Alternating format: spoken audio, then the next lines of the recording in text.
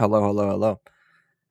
This past week, we read Volume 12 of Apothecary Diaries. And, hey, Natsu's still on one. Still fun. Yeah, I can't lie. I read ahead. Volume 13. Really, really fun. Um, Basically, this volume follows the power vacuum after Gokuo's death. And we follow Shikyu, the eldest son of Gyokuo, who, if you don't remember, is Gyokuen's son.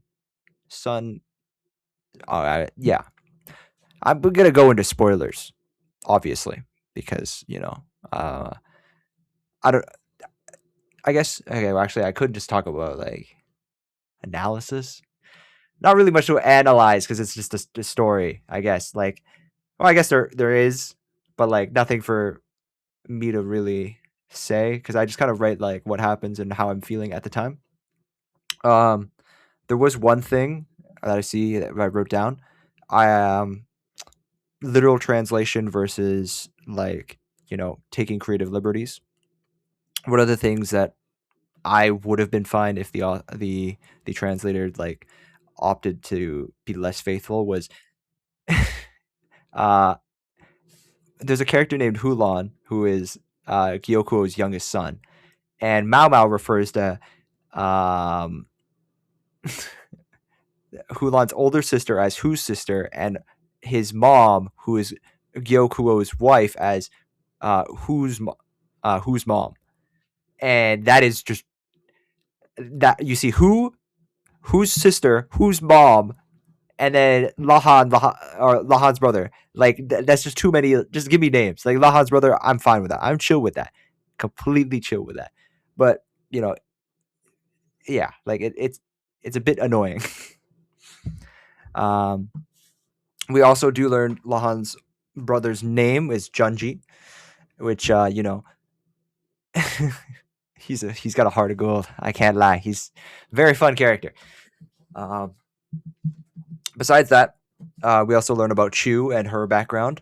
Uh, Vice President Liu, I think, or Vice Minister Liu. Hey, the Vice Minister, who is Yao's uncle, turns out he is a descendant of the Mi clan, which is the like spy clan, and he is the one that like trained up Chu when Chu. This is crazy. This is crazy. When Chu's mother, who is Hulan's mom, went to what's it called?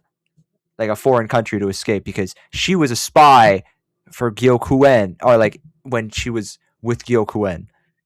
So Chu came over and saw like they were a happy family and really did abandon. And then Chu's real dad was probably murked because he came over from like a foreign land.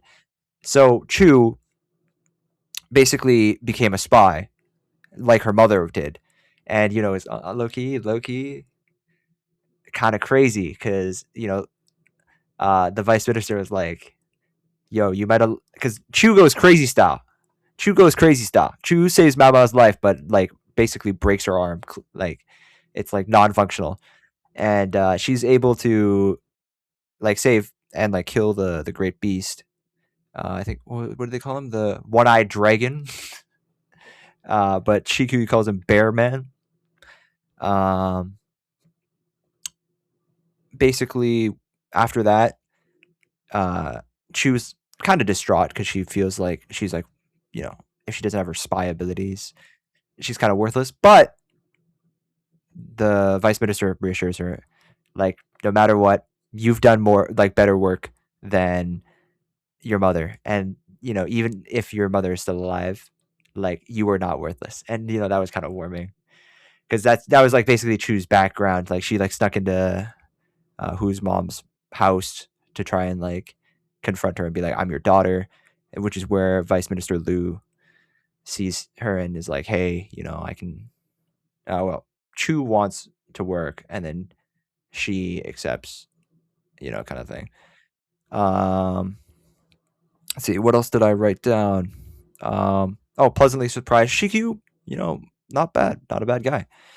A lot of the or I guess something that's happened a lot recently is like the not subversion of expectations, but like from Mao Mao's perspective, you hear a character, and when you hear the character from other perspectives, they're very different from how Mao Mao perceives them, and that's something I really like about like reading this series. Is like every single time you read, like you're not necessarily following Mao Mao, but you're seeing everyone from like their perspective. Like Mao Mao really doesn't think highly of Lahan, for example, but when you read from Lahan's perspective, he seems like a chill guy. Like you can really understand his thought processes, right?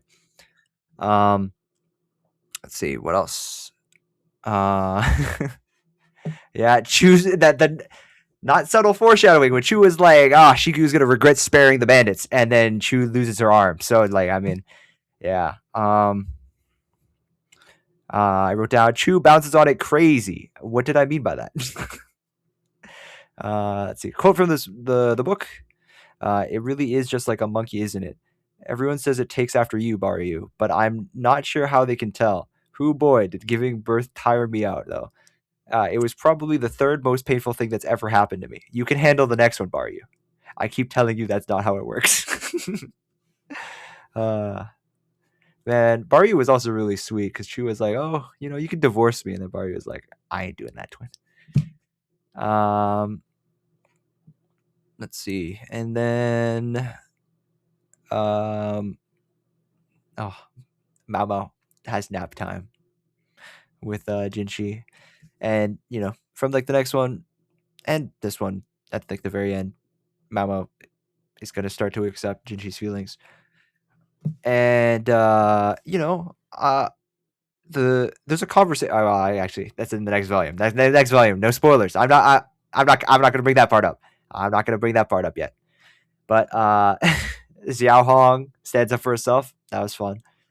And I said, "Yep, holy, that throwaway chapter came back in the paralogue. Yeah, or the epilogue.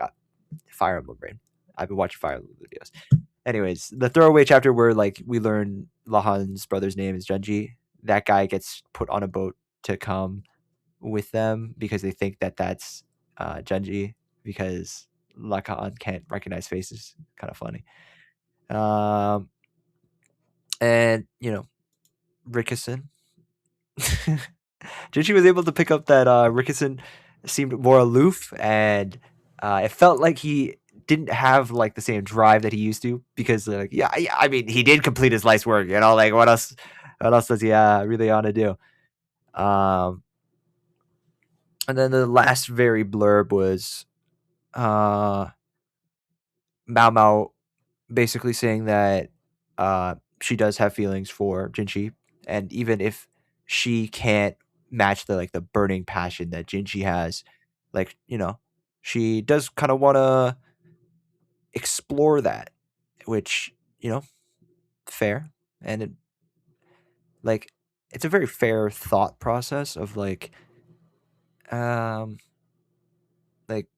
Jinchi branded himself, like she probably isn't into him like that bad much, but like she still sees like desirable traits in him, like his will, like his constant want to be a good person and do what's right, and like he tries his best to like not use people despite his position of power. And at the end of the day, he's still like a 21-year-old. He's a very young man. You can like he has slip ups, but yeah, flawed character. You know what I mean?